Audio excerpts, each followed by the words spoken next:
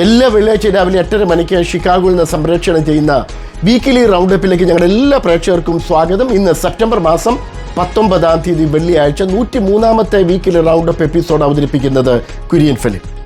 ഈ കഴിഞ്ഞ സെപ്റ്റംബർ 10-ാം തീയതി ബുധനാഴ്ച യൂറ്റ യൂണിവേഴ്സിറ്റിയിൽ വിദ്യാർത്ഥികളുമായി സംവാദത്തിൽ ഏർപ്പെട്ടിരിക്കെ അക്രമിയുടെ വെടിയേറ്റ് മരിച്ച ചാർലി കെർക്കിന്റെ ശവസംസ്കാര ശുശ്രൂഷകൾ നടന്നു.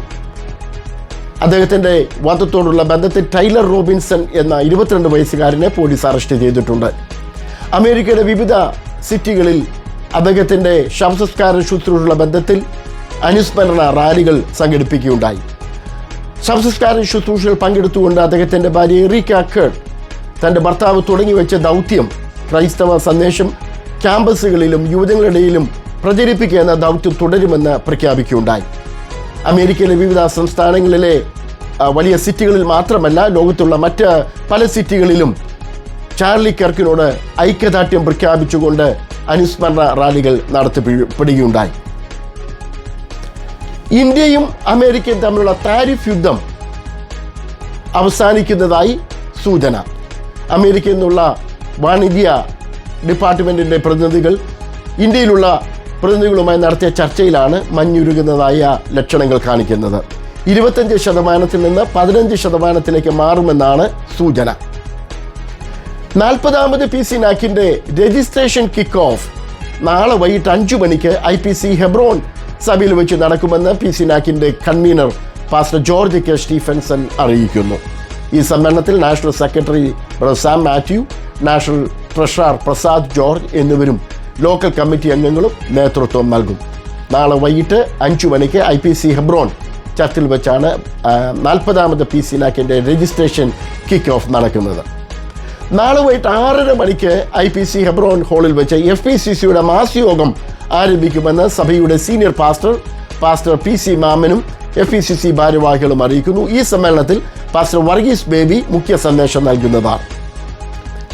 മാറാനാഥയുടെ 38-ാമത് ആനുവൽ കൺവെൻഷൻ സെപ്റ്റംബർ മാസം 27-28 തീയതികളിൽ മൗണ്ട് പ്രോസ്പെക്റ്റുള്ള ട്രിനിറ്റി ചർച്ചിൽ വെച്ച് നടക്കുമെന്ന് മാറാനാഥ പ്രയർ ഫെലോഷിപ്പിന് വേണ്ടി ബ്രദർ തമ്പി തോമസ് അറിയിക്കുന്നു.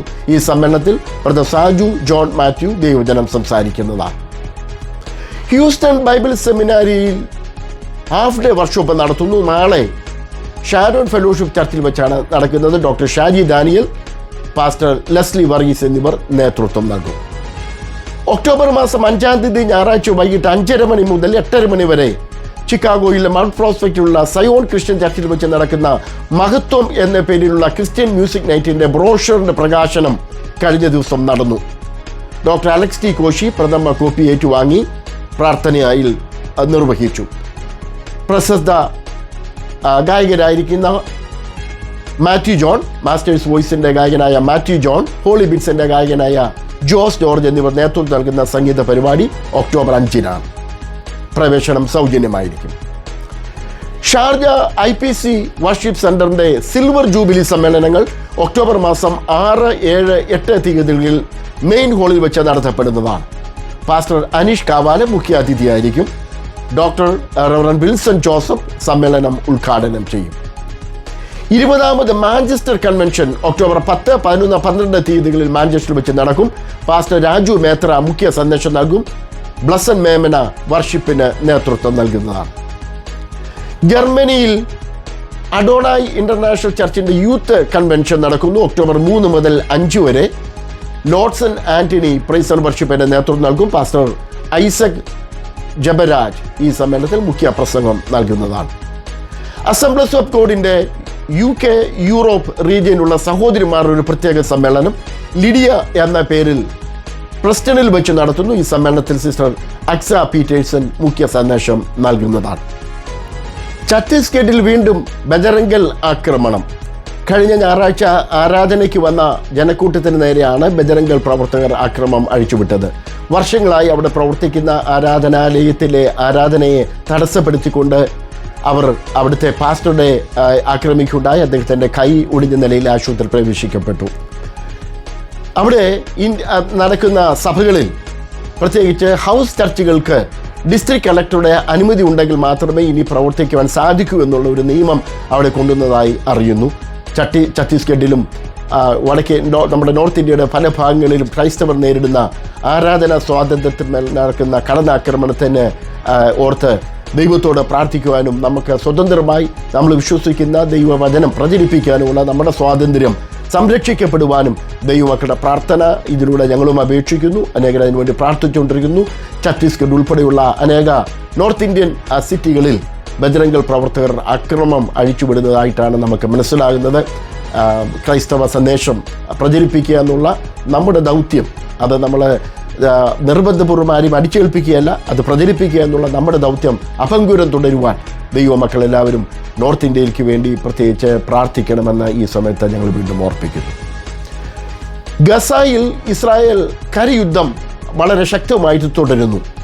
ഹമാസിനെ ഉന്മൂലനം ചെയ്യുവാനും 2023 ബന്ദികളായി കൊണ്ടുപോയ ഇസ്രായേലിനെ മോചിപ്പിക്കാനുമുള്ള അവസാന ഘട്ട ദൗത്യമെന്നാണ് ഇസ്രായേൽ ഇതിനെ വിശേഷിപ്പിക്കുന്നത്. ഗസയിൽ നിന്ന് 100 കണക്കിന് ജനങ്ങളാണ് കാൽനടയായി നഗരം വിട്ട് മറ്റ് നഗരങ്ങളിലേക്ക് പോകുന്നത്. ഇതിനോടകം തന്നെ 100 കണക്കിന് അല്ലെങ്കിൽ 1000 കണക്കിന് ജനങ്ങൾ മരണപ്പെട്ടു കഴിഞ്ഞു. വളരെ അടിയന്തരമായിരിക്കുന്ന അവസ്ഥയാണ് അവിടെ നടന്നുകൊണ്ടിരിക്കുന്നത്. ഗസയിലും അതുപോലെ ലോകമെമ്പാടും സ്വാതന്ത്ര്യം ലഭിക്കുവാൻ അല്ലെങ്കിൽ സമാധാനം പുനഃസ്ഥാപിക്കപ്പെടുവാൻ നമുക്ക് ദൈവത്തോട് പ്രാർത്ഥിക്കാം. ഇസ്രായേലിന്മേൽ സമാധാനം വരട്ടെ എന്ന് നമുക്ക് പ്രാർത്ഥിക്കാം.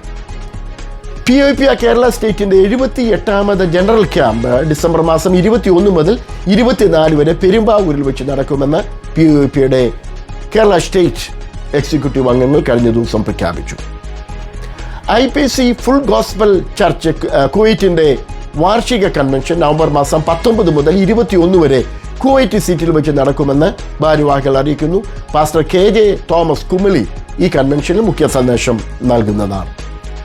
IPC Tabor church cork Ireland സഭയുടെ സ്പെഷ്യൽ മീറ്റിംഗ് സെപ്റ്റംബർ മാസം 26, 27, 28 തീയതികളിൽ അവിടെ വെച്ച് നടക്കുന്നു.